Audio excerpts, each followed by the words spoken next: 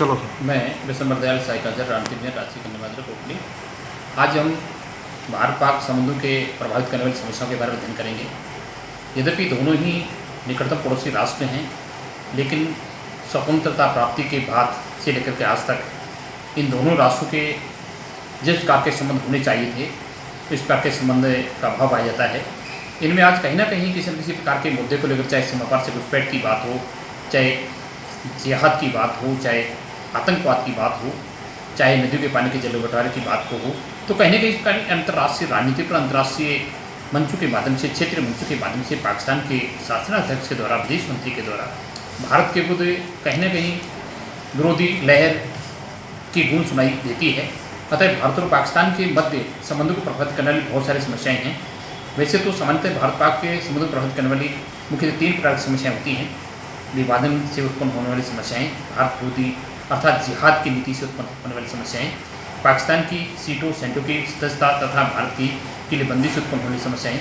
आज बात करते हैं इस प्रकार से, जब 1947 में भारत का विभाजन हुआ और भारत को विदेशी प्राधीनता की बेड़ी से स्वतंत्रता प्राप्त हुई, उसके बाद से ही धर्म के आधार पर भारत का विभाजन हुआ और पाकिस्तान के नाम से एक नई राज्य का जन्म हुआ।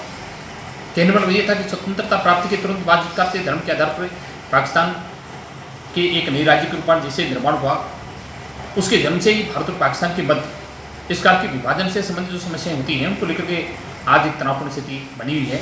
दोनों देशों के मध्य कटुता स्थिति उत्पन्न हुई है। ये समस्याएं थी प्रमुख, जिसमें आज बात करते हैं। इन द्वितीय महायुद्ध के बाद, युद्धोत्तर विश्रांत के बाद इस प्रकार की द्विपक्षीय बहुपक्षीय जो संधियाँ होती हैं, चाहे वो संयुक्त राज्य अमेरिका के द्वारा की गई हैं, चाहे सोवियत रूस के द्वारा की गई हैं, इस प्रकार की संधियों को लेकर के भी दोनों ही राष्ट्रों के मध्य सैद्धांतिक वैचारिक मतभेद अनवरत रूप से जारी रही हैं और यही कारण है कि दोनों राष्ट्रों के मध्य कटुता के संबंध पाए जाते हैं। तो विभाजन के बाद सबसे पहले जो विभाजन से उत्पन्न जो समस्याओं के बारे में अध्ययन करते हैं, हैदराबाद का विवाद। हैदराबाद भौगोलिक दृष्टि से भारत के बहुत निकट था, अतः भौगोलिक दृष्टि से हैदराबाद का भारत में विलय हो सकता था। कहने में यह था कि हैदराबाद की रियासत को, निज़ाम को भारत में विलय कर देना चाहिए था, लेकिन रियासत का जो निज़ाम था उसका रवैया बहुत अधिक अस्पष्ट और अनिश्चयात्मक था। पाकिस्तान ने हैदराबाद को इस भ्रम में रखा कि जब भी कोई मुसीबत होगी तो मुसीबत के समय वह उसके साथ है। निज़ाम हैदराबाद को एक स्वतंत्र राज्य बनाए रखने का सपना सजोए था। कहने में यह था कि हैदराबाद का निज़ाम जो था वह हैदराबाद की रियासत को एक स्वतंत्र राज्य के रूप में बनाए रखना चाहते थे, लेकिन दूसरी ओर वह भारत के साथ विलय की भी बातचीत भी करता रहा।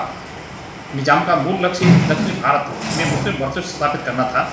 पाकिस्तान के सहयोग और निज़ाम के आशीर्वाद से रजाकारों ने मारकाट, लूटमार और हत्याओं के माध्यम से इस क्षेत्र में भयावह स्थिति उत्पन्न कर दी। परिणामस्वरूप भारत को इस सैनिक कार्रवाई करनी पड़ी। कहने में यह था कि निज़ाम जो हैदराबाद का निज़ाम था वह भारत को भी इस भ्रम में रखा कि वो अपनी रियासत को भारत में विलय करना चाहता है, भारत में विलय कर देगा। लेकिन उधर पाकिस्तान ने भी इस तरह की भ्रम में रखा उसको कि जब उसके पास कोई संकट आएगा, मुश्किल आएगी, तो वो पाकिस्तान का सहयोग करेगा, पाकिस्तान का साथ देगा। लेकिन जैसे इस प्रकार से पाकिस्तान ने सपोर्ट किया, पाकिस्तान के समर्थन के आधार पर प्रमुख जो रजाकार थे, जो नीतिकार थे, उन्होंने देश में दक्षिण भारत के इस प्रकार के क्षेत्र में मारकाट लूटकर के घटनाओं को अंजाम दिया जाता है और इस क्षेत्र में एक भयावह स्थिति उत्पन्न हो जाती है। तो इस परिणामस्वरूप भयावह स्थिति को उत्पन्न होने के बाद भारत को सैनिक कार्रवाई करनी पड़ी। हैदराबाद की रियासत को भारत में सम्मिलित कर लिया गया और निज़ाम को 50 लाख रुपये प्रीफंड्स के रूप में देना तय किया गया। पाकिस्तान ने इस प्रश्न को 3 बार संयुक्त राष्ट्र संघ में उठाया, लेकिन अमेरिका के सिवाय उसने किसी भी राष्ट्र को इस मुद्दे को कोई समर्थन नहीं किया। तो हैदराबाद की रियासत को लेकर इस प्रकार से दोनों राष्ट्रों के मध्य तनावपूर्ण स्थिति बनी हुई है। कहने वाला ये था कि वैसे तो भारत के निकटतम स्थिति होने के कारण ज्योग्राफिक पोजीशन के आधार पर देखा जा सकता है कि हैदराबाद की रियासत को भारत में विलय कर देना चाहिए था, उसको भारत में रहना चाहिए था, लेकिन पाकिस्तान सदैव इस प्रकार की बात का विरोध कर रहा था। और जब वहाँ प्रकार की स्थिति भयावह स्थिति उत्पन्न हो जाती है, प्रकार की स्थिति को जब भारत सरकार को हस्तक्षेप हस्तक्षेप किया जाता है और बलपूर्वक इस प्रकार से हैदराबाद की रियासत का भारत में विलय कर जाता है, तो इस प्रकार की बात को लेकर के दोनों के मध्य अंतर्राष्ट्रीय सम्मेलन के माध्यम से, अंतर्राष्ट्रीय मंच के माध्यम से, संयुक्त राष्ट्र संघ में इस प्रकार की जो विरोध बड़े जोर शोर से उठाया जाता है। तो इस प्रकार के हैदराबाद की रियासत को मुद्दे को लेकर के भी दोनों राष्ट्रों के मध्य इस प्रकार का जो माहौल होना चाहिए था, वातावरण होना चाहिए, तो वैसा वातावरण नहीं बन पाता है। अगली समस्या बात करते हैं जूनागढ़ विवाद। जूनागढ़ काठियावाड़ की एक छोटी रियासत थी जिसका शासक मुस्लिम था। उसने रियासत को पाकिस्तान में सम्मिलित करने की घोषणा कर दी और पाकिस्तान ने उसके विलय को स्वीकार भी कर लिया। कहने ये था कि जूनागढ़ का जो शासक था वह मुस्लिम शासक होने के कारण उसने जूनागढ़ रियासत से भारत के स्थान पर पाकिस्तान में जो विलय किया और पाकिस्तान ने उसके सम्मेलन को स्वीकार कर लिया, तो वहाँ की जो अधिकांश जनता थी, जो पब्लिक थी, हिंदू धर्म की समर्थक थी, रियासत की जनता ने नवाब को पाकिस्तान भागने के लिए बाध्य कर दिया और नवंबर 1947 में मुस्लिम दीवान को बाध्य होकर के भारत सरकार को हस्तक्षेप के लिए आमंत्रित करना पड़ा। लोगों की इच्छा को ध्यान में रखते हुए जनमत संग्रह के बाद जूनागढ़ की रियासत को भारत में सम्मिलित कर दिया गया और पाकिस्तान ने जूनागढ़ मसले को लेकर के भारत विरोधी प्रचार किया। तो कहने वाला ये था कि जब जूनागढ़ इस प्रकार की रियासत थी, इस प्रकार की रियासत को लेकर विलय जब प्रकार की भारत में विलय किया गया, तो इस प्रकार की बात को लेकर के भी दोनों राष्ट्र के मध्य बहुत अधिक मात्रा में मधुर संबंध नहीं हो पाए हैं, कटुता के संबंध उत्पन्न हो गए हैं। तीसरी जो समस्या की बात करते हैं, जो विभाजन से समस्या उत्पन्न होने वाली समस्या थी, ऋण अदायगी का प्रश्न था। विभाजन के उपरांत भारत और पाकिस्तान के बीच कई आर्थिक समस्याएं थीं। दोनों देशों के बीच आमदनी और कर्ज का बंटवारा एवं लागत धन के बीच संतोषजनक बंटवारा करना था, मुद्रा के संबंध में निर्णय लेना था। व्यापारिक संबंधों में तनातनी शुरू हुई क्योंकि पाकिस्तान ने तुरंत जूट के निर्यात पर प्रतिबंध लगा दिया था। आर्थिक समस्याओं में सबसे कठिन विस्थापित की समस्या थी। विस्थापित जो प्रॉपर्टी उनकी जो समस्या थी, जो कि हिंदू शरणार्थी जो पाकिस्तान में अपनी संपत्ति छोड़कर आए थे, उसका मूल उनका जो वैल्यू सिर्फ जो मूल्य था 3000 करोड़ रुपये था, जबकि जो लोग मुसलमान भारत में अपनी संपत्ति छोड़कर के पाकिस्तान गए थे उनका मूल्य केवल 300 करोड़ रुपये था। 1950 में नेहरू लियाकत अली समझौते के द्वारा इस समस्या का समाधान भी किया गया। विभाजन के बाद भारत और पाकिस्तान दोनों सरकारों में दायित्व और लेनदारी को लेकर के समान अनुपात में बांटा जाना चाहिए था, परंतु सौजन्यवश भारत सरकार ने ब्रिटिश सरकार के सारे ऋण भार को स्वीकार कर लिया और इसके बदले भारत को 300 करोड़ रुपए प्रति वर्ष पाकिस्तान से मिलना तय था, जो 5 वर्ष तक दिया जाना था। लेकिन पाकिस्तान की सरकार ने इस ऋण को देने में टालमटोल किया, अतः ऋण अदायगी के प्रश्न को लेकर के भी भारत और पाकिस्तान के बीच तनाव उत्पन्न हो गया था। तो कहने वाला ये था कि जब इस प्रकार की विभाजन होता है, उस प्रकार के कुछ जो हिंदू शरणार्थी होते हैं जो पाकिस्तान में अपनी ज़मीन और संपत्ति छोड़ के आए थे और जो भारत से जो मॉडर्न्स पाकिस्तान गए थे, उनकी संपत्ति का मूल्य केवल 300 करोड़ रुपये था और उनका 3000 करोड़ रुपये था। तो इस प्रकार की जो 5 साल तक एक ऋण अदायगी के रूप में भारत को ब्रिटिश सरकार को इसका ऋण देना स्वीकार किया था, लेकिन बदले में जब उसे पाकिस्तान को 5 वर्ष तक 300 करोड़ रुपये का प्रति भुगतान प्राप्त होना तय किया था, लेकिन पाकिस्तान ने इस पर भुगतान कर स्वीकार कर दिया। तो ऋण अदायगी प्रश्न को लेकर के भी दोनों ही राष्ट्रों के बीच, निकटतम पड़ोसी राष्ट्रों के बीच तनाव परिस्थिति हो जाती है। अगली जो समस्या की बात की जाती है शरणार्थियों की समस्या।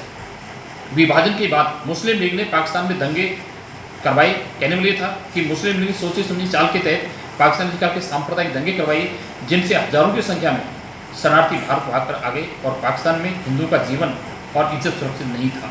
हजारों व्यक्ति वहाँ मौत के घाट उतारे गए और हजारों महिलाओं के साथ बलात्कार भी किया गया, जिसकी भारत में प्रतिक्रिया होना स्वाभाविक था।